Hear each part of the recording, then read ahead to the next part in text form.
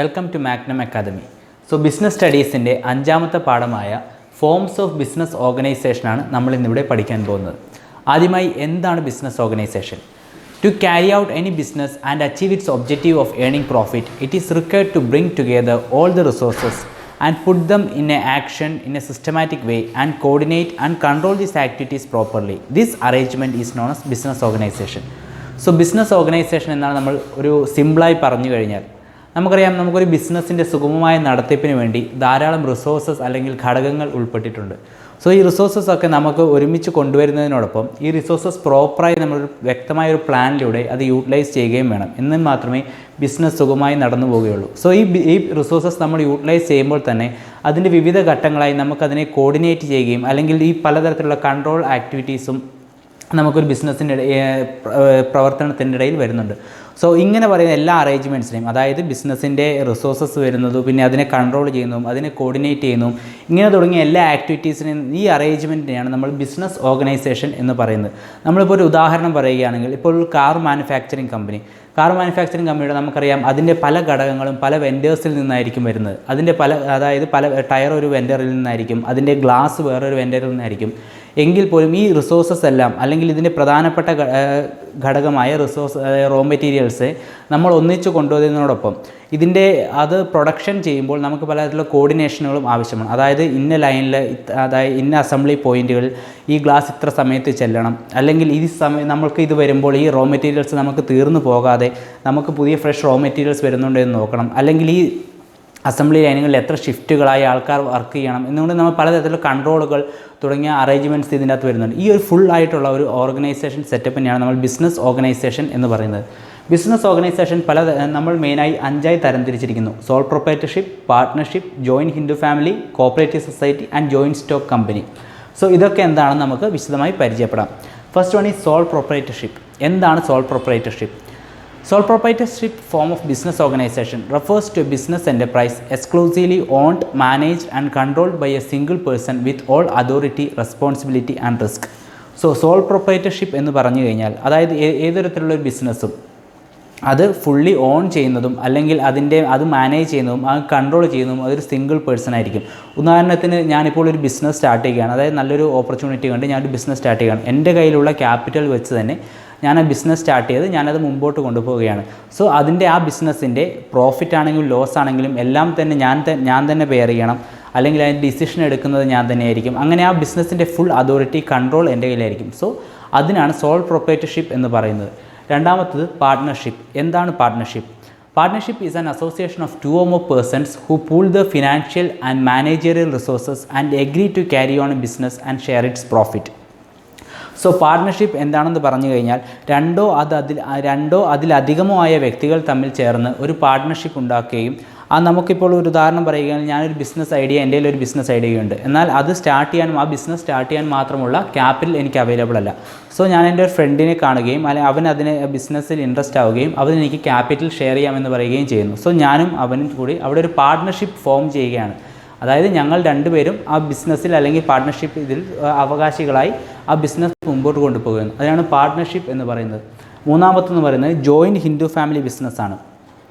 Joint Hindu family business എന്ന് പറയുന്നത്, it's a business form of business organization run by Hindu undivided family where the family members of 3 successive generations own the business ജോയിൻറ്റ്ലി.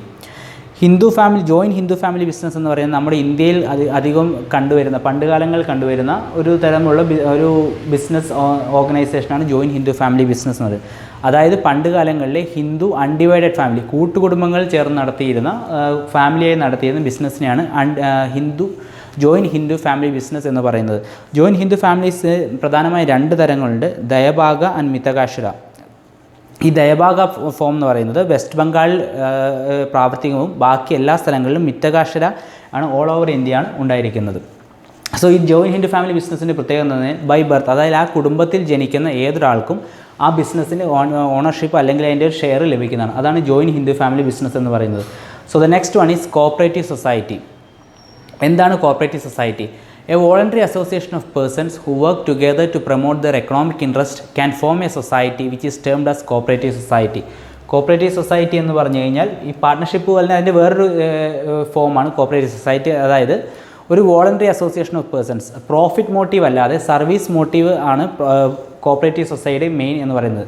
അത് തന്നെ, അതായത് ഒരേ പോലത്തെ idea ഉള്ള ആൾക്കാർ ഒരുമിച്ച് ചേർന്ന് കഴിഞ്ഞ് അവരൊരു ബിസിനസ് സ്റ്റാർട്ട് ചെയ്ത് അതിൽ അവരുടെ മെയിൻ ഉദ്ദേശം എന്ന് പറഞ്ഞാൽ സർവീസ് കൊടുക്കുകയാണ്, അല്ലെങ്കിൽ മ്യൂച്വൽ ഹെൽപ്പ് ചെയ്യുന്നതാണ്. അതായത് പ്രോഫിറ്റ് മോട്ടീവ് അല്ല, അവരുടെ പ്രൈമറി ഒബ്ജക്റ്റീവ് എന്ന് പറയുന്നത് സർവീസ് മോട്ടീവാണ്. അതാണ് കോപ്പറേറ്റീവ് സൊസൈറ്റി എന്ന് പറയുന്നത്. So the next one is joint stock company. എന്താണ് ജോയിൻറ്റ് സ്റ്റോക്ക് കമ്പനി?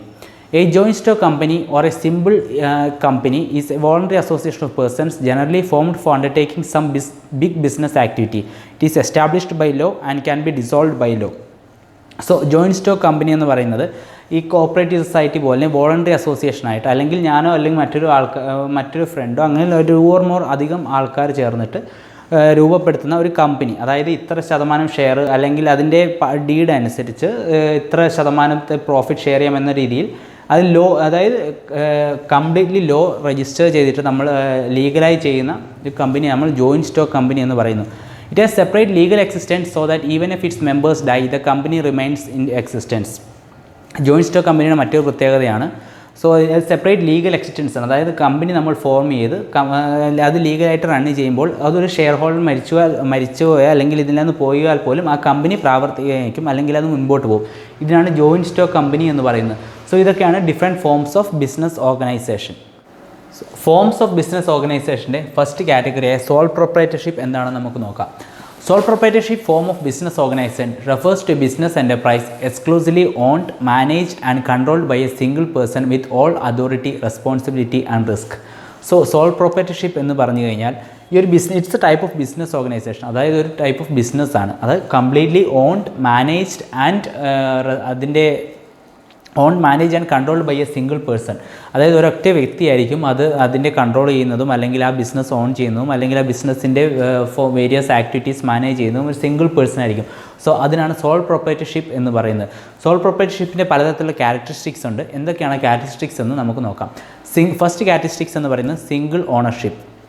അതായത് നമുക്കറിയാം ഒരു ബിസിനസ്സിൻ്റെ സോൾ പ്രൊപ്പറേറ്റർഷിപ്പിലുള്ള ഒരു ബിസിനസ്സിൻ്റെ ഓണർഷിപ്പ് എന്ന് പറയുന്ന ഒരു വ്യക്തിയായിരിക്കും. അതായത് ഞാൻ വിചാരിച്ചു കഴിഞ്ഞാൽ അല്ലെങ്കിൽ ഞാൻ സ്റ്റാർട്ട് ചെയ്ത ഒരു ബിസിനസ്സിൻ്റെ ഓണർഷിപ്പ് എൻ്റെ കയ്യിൽ തന്നെയാണ്. അതായിരിക്കും സിംഗിൾ ഓണർഷിപ്പ് എന്ന് പറയുന്നത്.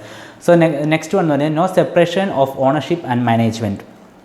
നമുക്കറിയാം സോൾ പ്രൊപ്പറേറ്റർഷിപ്പിൻ്റെ അതിന് സെപ്പറേറ്റ് ആയിട്ടുള്ളൊരു ഓണർഷിപ്പോ അല്ലെങ്കിൽ മാനേജ്മെൻറ്റോ ഉണ്ടാവുകയില്ല. അല്ലെങ്കിൽ ഞാൻ സ്റ്റാർട്ട് ചെയ്ത ബിസിനസ്സിൻ്റെ ഓണർഷിപ്പ് ഞാൻ മറ്റൊരാൾക്ക് നൽകാതെ, അതായത് സ്വന്തം ഞാൻ തന്നെ നടത്തുമ്പോൾ അതിൻ്റെ ആ ബിസിനസ് മാനേജ് ചെയ്യുന്നതും ഞാൻ തന്നെയായിരിക്കും. സോ അതാണ് no separate ownership and management എന്ന് പറയുന്നത്. The third one is less legal formalities. ഒരു സോൾ പ്രൊപ്പറേറ്റർഷിപ്പ് ആയി നടത്തുന്നൊരു ബിസിനസ് എന്ന് പറയുമ്പോൾ അതൊരു ചെറിയ രീതിയായിരിക്കും. സോ അതിന് അധികം ലീഗൽ ഫോർമാലിറ്റീസ് ഒന്നും ഉണ്ടാവുകയില്ല. ചെറിയ രീതിയിലുള്ള അല്ലെങ്കിൽ പെട്ടെന്ന് തന്നെ കംപ്ലീറ്റ് ചെയ്യാൻ പറ്റുന്ന ലീഗൽ ഫോർമാലിറ്റീസ് ആയിരിക്കും സോൾ പ്രൊപ്പറേറ്റർഷിപ്പ് ബിസിനസ് തുടങ്ങാൻ നമുക്ക് ആവശ്യമായിട്ടുള്ളത്. അതുകൊണ്ടാണ് ലെസ് ലീഗൽ ഫോർമാലിറ്റീസ് എന്ന് പറയുന്നത്. No separate entity.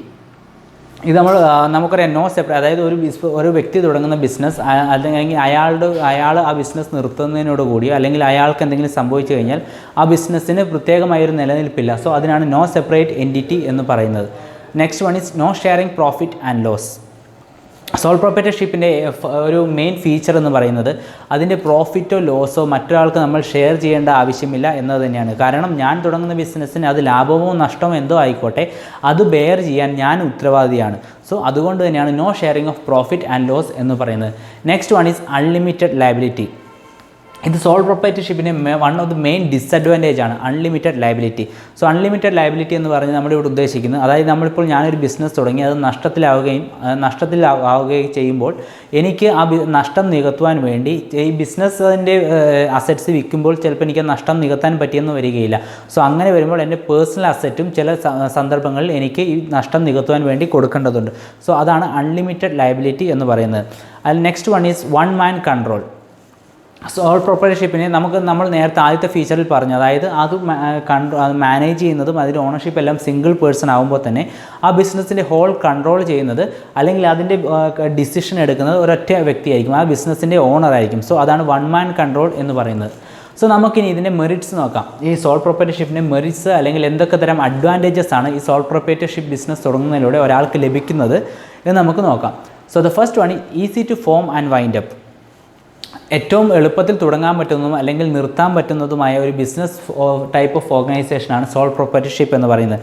അല്ലെങ്കിൽ ഒരു വ്യക്തി തീരുമാനിച്ചു കഴിഞ്ഞാൽ ഒരു ബിസിനസ് സ്റ്റാർട്ട് ചെയ്യുകയും അല്ലെങ്കിൽ ആ വ്യക്തി തന്നെ ഓണർ തന്നെ തീരുമാനിച്ചു കഴിഞ്ഞാൽ ആ ബിസിനസ് സ്റ്റോപ്പ് ചെയ്യുകയും ചെയ്യാം. കാരണം നമുക്ക് വേറെ പാർട്ട്നേഴ്സോ അല്ലെങ്കിൽ മറ്റ് ഷെയർ ഹോൾഡേഴ്സോ ഇല്ലാത്ത കാരണം ഒരു വ്യക്തി തന്നെ തീരുമാനിച്ചു കഴിഞ്ഞാൽ, അതിൻ്റെ ഓണർ തന്നെ തീരുമാനിച്ചു കഴിഞ്ഞാൽ നമുക്കത് ഈസി ആയിട്ട് ഫോം ചെയ്യാനും അല്ലെങ്കിൽ ആ ബിസിനസ് നമുക്ക് വൈൻഡ് അപ്പ് ചെയ്യാനും സാധിക്കും. Next one is quick decision and prompt action.